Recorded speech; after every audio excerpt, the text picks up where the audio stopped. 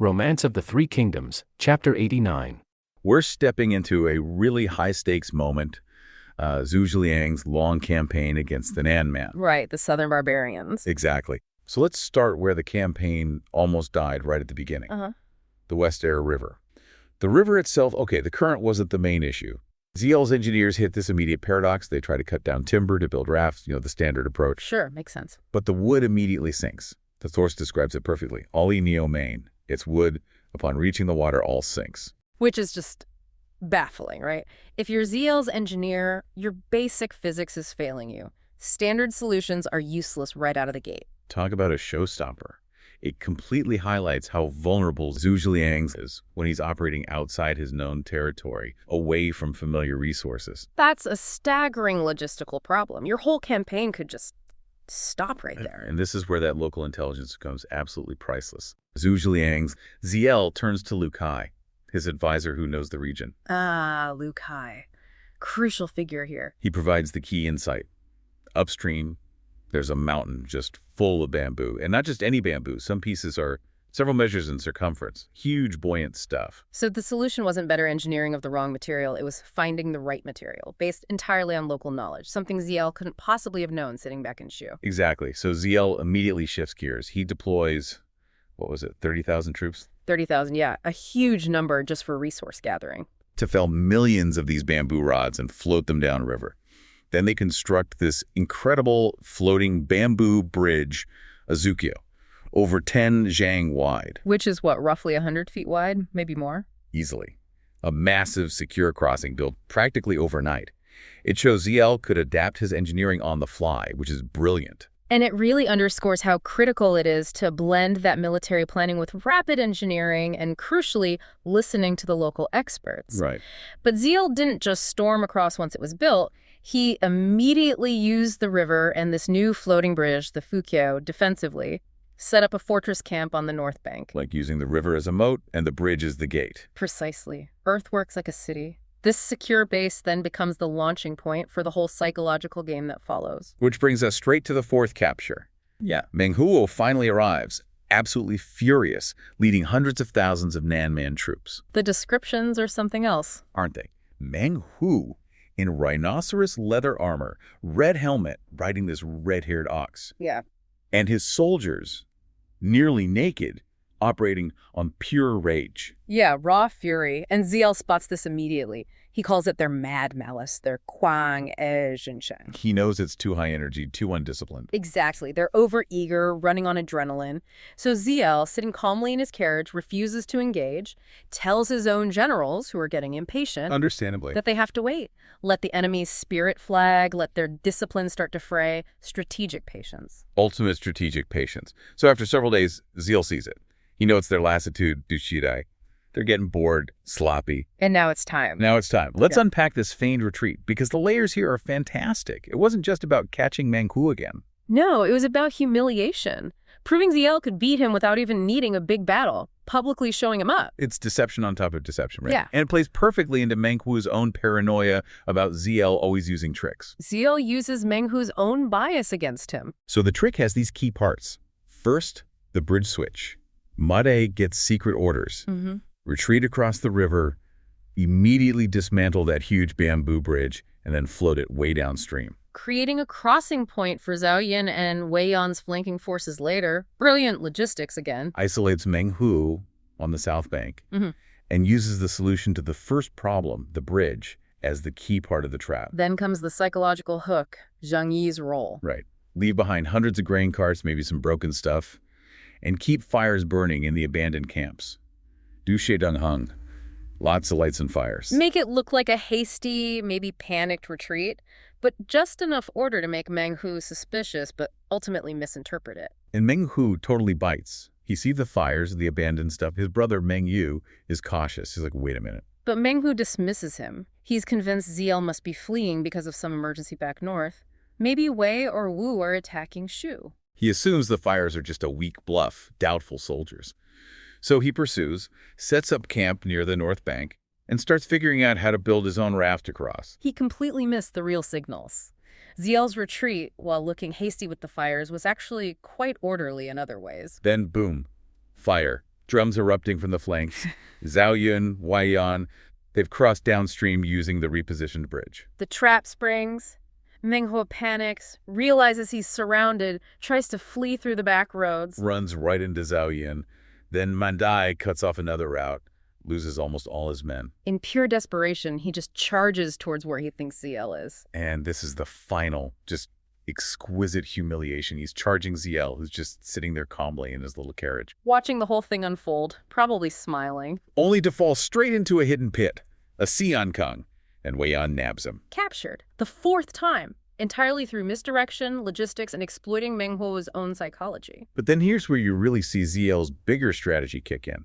Absolutely. He doesn't just punish everyone. He immediately releases the captured rank-and-file Nanman soldiers, the chieftains. Gives them food and wine, sends them home grateful. Showing mercy to the population, building that potential future loyalty, while keeping the pressure squarely on the leadership. And that pressure is intense. He brings in Menghuo, the brother. Yeah, and really shames him. Basically says, your brother's been caught 4 times, how can he still be so blind?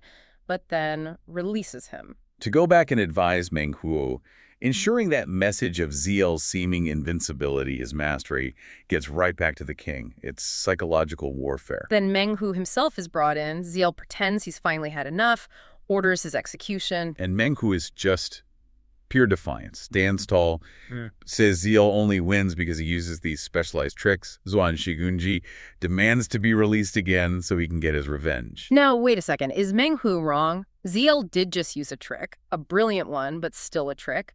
Does that undercut the whole winning loyalty thing if the guy just thinks you're constantly deceiving him? That's the brilliant tension of it. ZL knows it was a trick. Menghuo knows it was a trick. But ZL also knows Menghuo's pride won't let him submit as long as he believes ZL only relies on deception.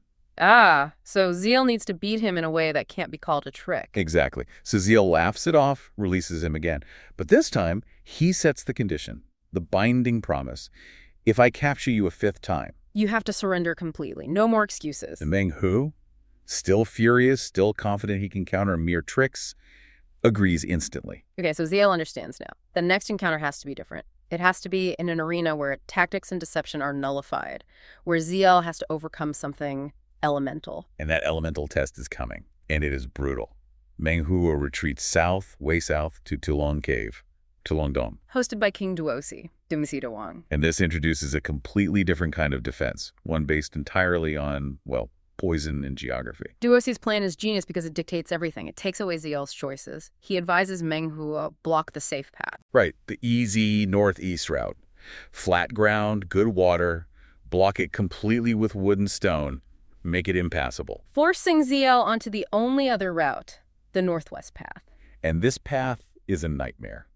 Narrow, treacherous mountains, crawling with poisonous snakes, scorpions. And worse, covered in toxic smoke and miasma, especially from dusk till midday. Can't even travel safely for half the day. And the water. Critically, the water is entirely undrinkable. This road is so notorious, the text says only the legendary Han General Fubo, ages ago, ever managed to get through it. It's basically a perfect natural defense. It weaponizes the environment itself, using things ZL's northern Shu forces have absolutely no experience with, no immunity to. It's passive, it's chemical, it's geographical. You can't outmaneuver a mountain range. You can't trick toxic gas. ZL's usual playbook is useless here. And the crown jewel of this natural fortress, the 4 poisonous springs, this isn't just, don't drink the water. This is guaranteed death. Mass casualties waiting to happen. Okay, let's break these down because they are horrific. First, the dumb spring. The Gangquan. The water supposedly tastes sweet, inviting. Deceptive. Totally. You drink it, you lose your voice, you become mute, and then you die within 10 days. Internal sabotage disguised as refreshment. Grim. Okay, what's next? The extinguishing spring. Miaquan. This water is hot, like boiling soup. So you wouldn't drink it? Probably not. No. But imagine you're hot, feverish from the miasma. Yeah. You try to bathe in it, cool off. Oh, no. Your skin and flesh literally rot off your bones, leading to death. It weaponizes basic hygiene against you. A biological horror show. Okay, third. The black spring. Haiquan. This water looks perfectly clear, looks safe. But it isn't. Not even close. Just slashing it on yourself, washing your hands. Your face causes your hands and feet to turn black. Then swift death. Accidental contact is lethal. Unbelievable. And the last one? The soft spring. Roquan. This water is ice cold, like shockingly cold. You drink it, It shows your throat instantly. But then your whole body becomes weak, soft like cotton. You lose all strength, basically collapse, leading to death. Deadly hypothermia combined with total incapacitation. Wow, each one a unique, inescapable death trap. King Duosi basically guarantees it. He tells Menghuo, if Zhuge Liang takes that northwest road, even if he has 1 million soldiers, they'll all be destroyed without us lifting a single knife. Menghuo must have been ecstatic. Finally, a defense Ziel's tricks can't possibly overcome. Nature itself will deliver his revenge. The sources say, basically, scorching summer heat, Kongming's pushing his army south. Menghuo, he's already been caught 4 times, right? So he pulls back to this place called Tulong Cave and basically locks down the main paths. Forcing Kongming's hand. He has to find alternative routes, these smaller, less-known paths. He sends out a scouting party led by Wang Ping. They've been marching. They're hot, thirsty, and they find this beautiful, clear spring. Exactly. It looks perfect. So naturally, they drink. A lot. But when they get back to the main camp... Disaster. They can't speak. Yeah. At all. Just pointing at their mouths, terrified. Yeah. Immediate, severe poisoning. It's a massive blow, and not a single enemy soldier was involved. It's the land fighting back. Kongming, he sees this, goes to the spring himself, and the sources give this really chilling detail, the silence. No birds, no insects, just dead silence around this clear water. He knows something is deeply wrong here. Absolutely. He's facing this huge environmental threat, could lose the whole army right there. So he looks for answers, finds this old temple nearby. It's dedicated to a Han general, Ma Yuan, who'd supposedly pacified the region centuries ago. Kongming prays there, basically asking for help. And he gets a response. Yeah. Like literally. Well, according to the narrative, yes.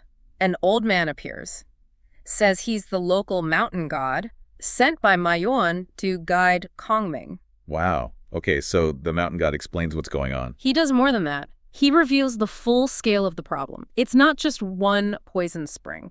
There are 4. 4 distinct deadly springs protecting the area. It's almost like a supernatural defense system. 4. Okay, that's bordering on mythological. What are they? What did each one do? Right. It's laid out very specifically. First, the one they already found, the dumb spring. Causes muteness, like they saw. Then death within days. Okay. Then there's the soft spring. This one's incredibly cold water. If you drink it, you lose all body heat, become weak, and just die. Jeez. Third is the black spring. You don't even have to drink this one. Just splashing it on your skin makes your hands and feet turn black, and then you die. That's horrific. What's the last one? The annihilation spring. It's boiling hot water. If you bathe in it, thinking you'll get relief from the heat, your skin and flesh just peel off. Leads to death. This is nightmarish. It's like biological and chemical warfare, but natural. Or maybe supernatural. It really blurs the line, doesn't it? And the god wasn't finished. He also warns about the air itself. The whole area is filled with this thick, poisonous miasma, zhang qi. Travel is only safe during a very specific window. Let me guess, not very long. Nope. Only between 1 p.m. and 7 p.m. That's it. Try to move outside those hours, the god says, and the miasma kills you instantly. Kongming is completely boxed in. Okay, so he knows the threats now. Did the mountain god offer any solutions, any hope? Yes, thankfully. The god directs him to a specific place, the Valley of 10,000 Peace, or Wan Onyx. He tells him to find someone called the Hidden Hermit of 10,000 Peace. This hermit apparently holds the key. The hermit, right. So Kongming finds him. He does. And the hermit's place has the antidote, the happy spring. The soldiers who drank from the dumb spring just drink from this happy spring and bam, they're cured instantly. Amazing. But what about the miasma and the other springs? They still need to move the army. Good point. The hermit had that covered too.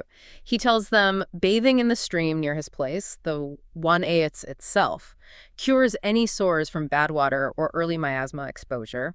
And even better, there's this herb, scallion leaf rue, right?